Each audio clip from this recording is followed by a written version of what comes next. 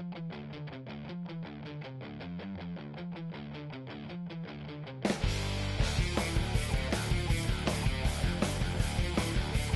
my name's David Heatley and I'm from Cycling Inform, one of the directors of Cycling Inform. And we started our company up in 2007 and we've been working specifically to help coach people with their cycling. Alright, so today we're going to talk a little bit about general energy systems for cycling and how it relates to nutrition, especially for endurance-based cycling events. We're not going to get into all of the technical details around energy systems and things. We're going to keep it really simple, all right? So there's three general energy systems that are available to a cyclist for riding. One of them we won't touch on, and that's generally for sprinting, and it lasts around about 20 seconds. So not very relevant for recreational events, all right? So the other two energy systems, we're going to call them the fat and the carbohydrate energy systems, okay? So, and how this burn rate works is that as we're burning percentages, if we draw a little graph, and that's coming up on our screen, okay, all right, and we go intensity down here, all right, and we go energy systems, or the amount of energy systems that we're burning. For a fat, the curve looks a little bit like this, all right. Now don't get too caught up in this because it's not exactly like that, but that's it. So that's fat. So what happens here that as you increase your intensity, you're burning a higher amount of fat at lower intensities, and as you increase the intensity, you burn less and less amounts of fat. Now, the thing is that at the same time, you're also burning a carbohydrate blend as well. Okay, so it's a blend of the two. So this is carbohydrate here, and as we increase the intensity, we burn more and more carbohydrate. All right. So at lower intensities, we're burning a higher percentage of fat to carbohydrate, and at lower intensities, and at higher intensities we're burning a high amount of carbohydrate to fat. All right, so obviously for a recreational event, you know, generally you'll be riding not a super high intensity. So these sort of intensities up here, you know, sort of intensities that you could maintain for an hour. Now for the 3 peaks, average time for the 3 peaks ride is around about 11.5 hours. There's going to be some of you that are going to be taking longer than that, and some of you that are going to be doing it a lot faster than that. So, but generally your burn rate for a 3 peaks ride, you know, would be more down into this sort of area here rather than this area here. So in this sort of zone, we're obviously burning a reasonable amount of fat to carbohydrate. And look, there's general figures around the burn rate, and you may see figures quoted around carbohydrate burn. We generally recommend that people look at a burn rate of around about 30 to 60 grams of carbohydrate per hour for the event, okay? So 30 to 60 grams of carbohydrate per hour. Okay, so for the 30 to 60 grams of carbohydrate, generally if you're a bigger sort of person, you'll obviously be leaning towards more of the 60 grams of carbohydrate. And if you're a bit of a lean sort of guy like me, a little bit lighter built, then you'll be leaning more towards the 30 grams of carbohydrate per hour. And that's just because bigger people just need more energy because there's more of them. That's the only difference. Whereas people that are a smaller build, they've got less mass, and so they need less energy. And also the other thing is that obviously the amount of weight that I have to carry up a mountain with my lean build is obviously going to be a lot less than a person with a bigger build. So the energy requirements and demands are going to be different, and that's the reason why the 60 grams more the bigger build person, whereas 30 grams are more for the lighter build person. All right. Okay, so one of the big issues about these energy systems is that with carbohydrate and with fat, one of the issues around the carbohydrate storage is that if we were to go flat out in these sort of high intensities, you've only got around about an hour's 20 worth of carbohydrate reserves in your system, stored in your liver and in your muscles. Okay, about an hour's 20 worth of this. And then for fat, well, you've got an abundance of fat, and that the amount of storage that the average person has, in fact, you know, you could ride for several days without having to eat. So one of the big issues is how do we supply that carbohydrate to our system, you know, at these sort of intensities Well, we're riding big events that obviously are going to last longer than a couple of hours. Okay, so with that hour 20 window in the carbohydrates, it's obviously really important that we do eat carbohydrate during the event, all right? And that's really important. And you know, back in the 80s, the marathon, people that were running marathons, you know, you had this hitting the wall or bonking, okay? And in running, they call it hitting the wall. In cycling, we call it bonking.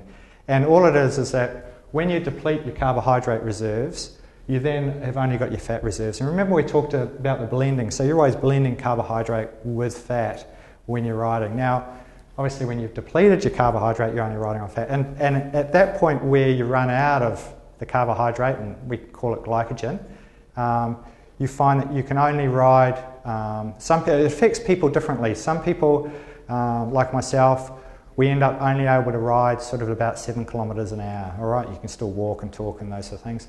Other people, they go into quite a bad distressed sort of state, and they sort of end up on the side of the road just mentally having issues trying to concentrate and those sort of things. So it does affect people in different sort of ways. And so it's really important that you don't get yourself into that state, because obviously, you know, you're not going to perform well if you're in a glycogen totally depleted mode. So one of the really important things about supplementing food into our riding during the events is that we obviously want to start before we get to that state. All right, so obviously when we're talking about this burn rate around fat and carbohydrate, and the storage, you know, about an hour's 20 worth of carbohydrate.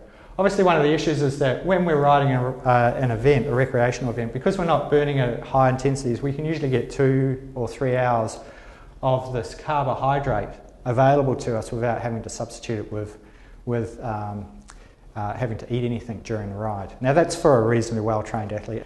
We'll talk a little bit initially about high and low GI. So for those people that aren't versed with high and GI, I'll just dumb it down. Low GI type carbohydrates are things that are quite dense. So they're things that take a little while to digest and burn. Things like muesli bars, oats, wholemeal bread. Those sort of things are great sources of carbohydrate, but they're a low burn sort of carbohydrate. Whereas things that are high GI are things like fruit juice, sports drinks, gels, lollies are all high GI. Before a big ride like the Three Peaks, you want to have a fantastic breakfast, and you want that breakfast to be a low GI type carbohydrate. So that could be, you know, Wheat Bix, it could be brown bread on toast, you know, toast. It could be muesli, it could be porridge. So those are all sort of low GI type carbohydrates. So what we generally recommend people do is they start off with a low GI carbohydrate meal as they progress initially into the ride, and then towards later on we switch that over to a high GI type carbohydrate. So the idea is as soon as you start riding, you want to start targeting this 30 to 60 grams an hour. So for example, generally most nutritional products usually are around about 22 grams of carbohydrate per product. So a gel's around about 20 grams, a muesli bar, you know, a sports bar is around about 20 grams, and a soft drink, if you get a soft drink, they're around about 40 grams of carbohydrate. So you can just look at the product and look at the back of it, and it'll have on the nutritional information on the back, it'll actually state how much carbohydrate is in that particular product. Okay, so, and it usually is in a gram figure. All right, so, and you can use that figure to start calculating out this burn rate. And one of the really important things is that you want to start working on your nutrition early on. So when you're training for an event like the Three Peaks, it's really important to work on working through that nutritional strategy that you're building up. So when it comes to race day, you're not experimenting. You know exactly how much carbohydrate you need for your particular build and for the intensity that you're riding at. All right. So one of the really important things about high GI carbohydrates is that sometimes they affect people and give them what we call gastric distress. And what happens when that happens? When that happens, the person will get an upset stomach. That's all, really. So some people, when they take high GI type carbohydrates, they'll get upset stomachs, and they may get stomach cramps, and that'll obviously affect your performance as well. So it's important when you're out training to experiment with high GI type products like gels and sports drinks, and make sure that you're comfortable with taking on those products before you do the 3 peaks.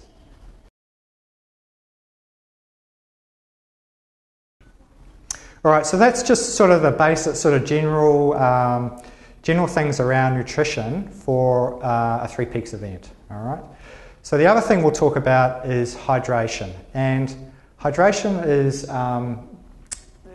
an interesting subject in itself because it's relying on, there's a lot of variables around hydration, and a lot of them come down to, obviously, again, just like with energy, the build. So if you're a more bigger built sort of person as opposed to a lighter built person, a bigger built person is going to require more water than a lighter built person, and that's got to do with their respiration, the amount of perspiration that they're going to be putting out, and the environmental factor. So the environment plays an important role in hydration as well.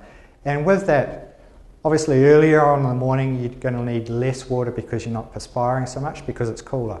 And as you get into the heat of the day, you're obviously going to be using and perspiring more water to keep yourself cool, and so you'll need more water. Okay, so hydration is going to vary through the day, and one of the key fundamentals around hydration is that you can only digest, on average person, some people will be more, some people will be less, around about 1.2 litres an hour.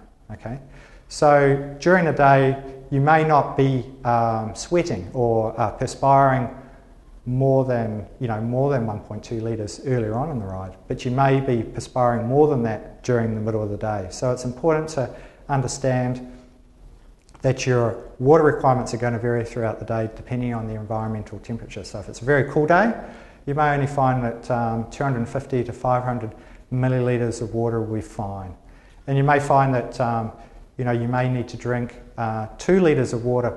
If that's per hour, you may find that you need to drink 2 litres of water per hour when it gets really hot. Now, one of the really important things about hydration is that obviously if you're drinking too much water, then you're going to have to want to go to the toilet, and that's going to hinder your ability to be able to do the ride. So it's being able to manage the amount of water that you're taking on, depending on the environmental factors around you. Okay, so I've talked a little bit about the amount of water that you're taking on depending on the environmental conditions. All right. So one of the big things is, right, well, how do I blend that with my nutrition? Like if I want to use a sports drink as part of my nutritional strategy, if I want to use a sports drink as part of my nutritional strategy, then how do I do that blend? And what we generally recommend is that obviously when you're using less amount of water, then you would up or increase the dilution of sports drink to water. And when you get into the heat of the day, you would dilute your sports drink down so that there's more water to sports drink.